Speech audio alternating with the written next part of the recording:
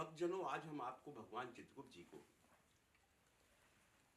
साकार रूप में लाने के लिए ब्रह्मा जी ने तप क्यों किया, आज मैं आपको प्रभु की वो महिमा और कथा सुनाता हूं। जब इस सुंदर सृष्टि की संरचना पारब्रह्म परमेश्वर ने की, तो उन्होंने इस सुंदर सृष्टि की संरचना के साथ साथ अपनी परम शक्ति को 3 रूप में विभाजित किया।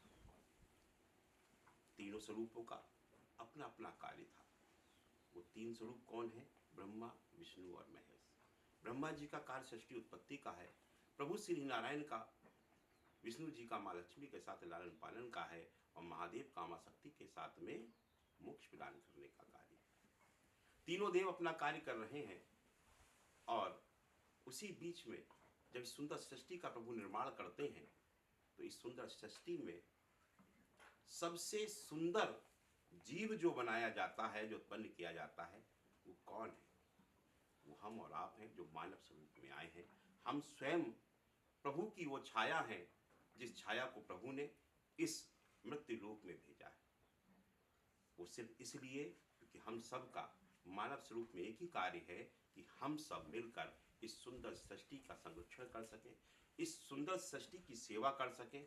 इस सुंदर सृष्टि में प्रभु ने जो जो बनाया है, जिसकी उत्पत्ति करी है, उसका सेवा भाव के साथ लालन पालन कर सकें, क्योंकि मानव और मनुष्य के ही अंदर प्रभु ने वो सब कुछ दिया है जो अन्य जीव जंतुओं के अंदर नहीं।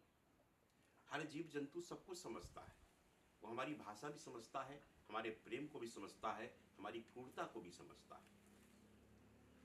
जब प्रभु ने इस सुंदर सृष्टि की संरचना करी, तो जिस जीव जंतु को बनाया था, उसके संरक्षण के लिए प्रभु ने अपनी छाया के रूप में इस मानव काया में हम सबको इस मृत्यु लोक पर भेजा। परंतु यहाँ आने के बाद जब हमें इस सृष्टि को भोगने का अधिकार मिला, तो हम में से कुछ अज्ञानी ऐसे निकले जो इस सुंदर सृष्टि के बनाए हुए उन जीव जंतुओं का भक्षण करने लगे। इस सुंदर सृष्टि का जो संरचना प्रभु ने वृक्ष के रूप में करी, जल के रूप में करी, इसको दूषित करने लगे, और हम पर्यावरण के साथ खिलवाड़ करने लगे। जब ये सब कुछ होने लगा, ऋषि मुनियों के यज्ञ में जब असुरा शक्ति आकर भंग डालने लगी, तो प्रभु को जब ये संदेश मिलता है, तो तीनों देव बड़ा चिंतित होते हैं कि ये सब क्या हो रहा है और क्यों हो रहा है। जब तीनों देव तीनों माताओं के साथ चिंतन करते हैं, तो इस निष्कर्ष पर निकलते हैं कि हम तीनों देवों का जो कार्य है, ब्रह्मा जी का कार्य है सृष्टि उत्पत्ति का, प्रभु श्री नारायण का कार्य है लालन पालन का, महादेव का कार्य है मोक्ष प्रदान करने का, ये समस्त कार्य जो हैं ये कर्मों पर आधारित हैं, कर्म प्रधान है। सनातन धर्म की धरा ही ध्वजा ही कर्म है। सनातन धर्म कर्म पर आधारित है, और यही हमारे देवों का कार्य है, वो कर्म पर आधारित है। तब तीनों देव जब चिंतन करते हैं, तो माँ सरस्वती कहती हैं कि हे प्रभु, जब आपको परम ब्रह्म परमेश्वर ने, परम शक्ति ने तीनों स्वरूपों को हम तीनों माताओं के साथ साकार रूप में प्रकट किया, और हम तीनों माताओं को और आपके साथ तीनों देवों के साथ में हम सब के कार्यों पर धारण किया गया, तब हम ये इस बात का ध्यान रखना भूल गए, जो आज चिंतन का विषय बना हुआ है, कि तीनों देवों के जो कार्य हैं, कर्मों के आधार पर जो आत्मा अपना शरीर त्याग कर वैकुंठ में आई है, इसको किस योनि में प्रवेश देना है, ये कर्मों के आधार पर जब निर्धारित होना है, तो कर्मों के आधार पर फल देने वाले देवता कहाँ हैं, आपको समय समय बताने वाले वो देवता कहाँ है, वो स्वरूप कहाँ है, जो आपको ये बता सके कि प्रभु इसके कर्मों के आधार पर इसको इस योनि में प्रवेश दिया जाए। हमारे कर्म निर्धारित करते हैं कि हमें कर्मों के आधार पर किस योनि में हमारा जो आत्मा अपना शरीर त्याग के जाएगी, किस योनि में उसको प्रवेश मिलना है। श्री नारायण को, माँ लक्ष्मी को किसके लालन पालन में दारुण दुख देने हैं, किसके लालन पालन में अपार सुख संपत्ति देनी है, ये कर्मों के आधार पर निर्धारित होना है। तो ये बताने वाले देवता कहाँ है? महादेव को मोक्ष प्रदान करना है। जब एक आत्मा अपनी समस्त योनियों में प्रवेश करने के पश्चात अपने पाप पुण्य का सब कुछ पूर्ण करके आ जाता है, तब उसको मोक्ष मिलता है। तो ये कर्म लेख बताने वाले देवता कहाँ है, वो स्वरूप कहाँ है, जो हम सबको ये बता सके कि समय समय पर जो कार्य करने हैं, कर्मों के आधारित पे करने हैं, इसको पूर्ण कैसे किया जाएगा। माँ सरस्वती के ऐसे वचन सुनने के बाद तीनों देव एक दूसरे को निहारने लगते हैं। उसके पश्चात ये निर्णय होता है कि ब्रह्मा जी तपस्या पर बैठेंगे, तप पर बैठेंगे, और वो ब्रह्मा जी वहां से उठकर जाते हैं। सहस्त्र वर्षों तक घोर तप करते हैं, पार ब्रह्म परमेश्वर की आराधना करते हैं। हे प्रभु, आपने हम तीनों देवों को तो अपने साकार रूप पर भेज दिया, हम तीनों के कार्य बांट दिए, लेकिन आपकी वो परम शक्ति कहाँ है, परम स्वरूप कहाँ है, जो हम तीनों देवों को समय समय पर ये बता सके कि हमें जो कार्य करने हैं, कर्मों के आधार पर वो लेख हमें कब मिल पाए, जिससे हम ये निर्धारण कर सकें कि हमें किस योनि में उस आत्मा को प्रवेश देना है। श्री नारायण उसके लालन पालन में दारण दुख देना है, पार सुख संपत्ति देनी है, ये बताने का कार्य कर सके।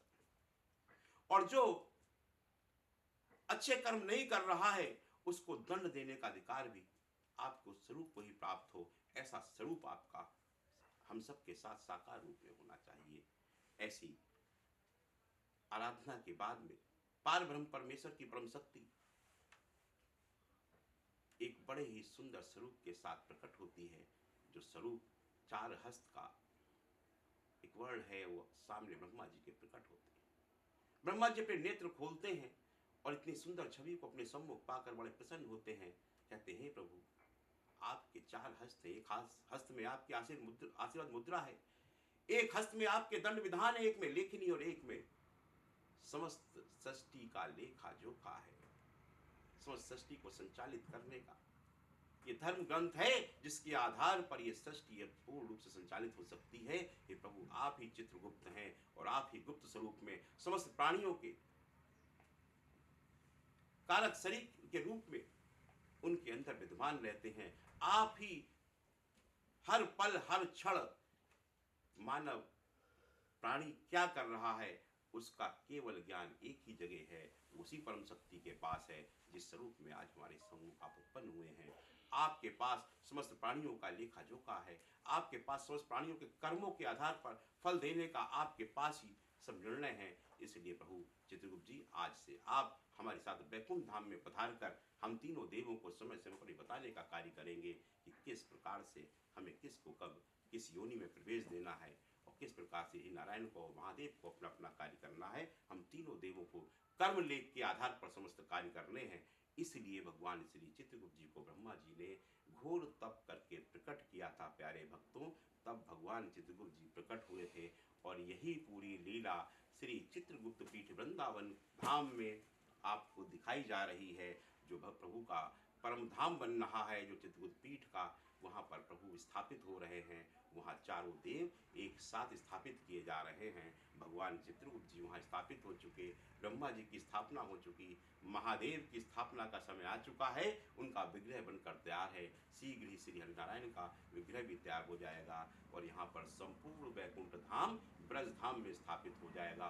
प्रेम से बोली चित्रगुप्त धाम की जय, पीठ की जय, ब्रज धाम की जय, वैकुंठ धाम की जय।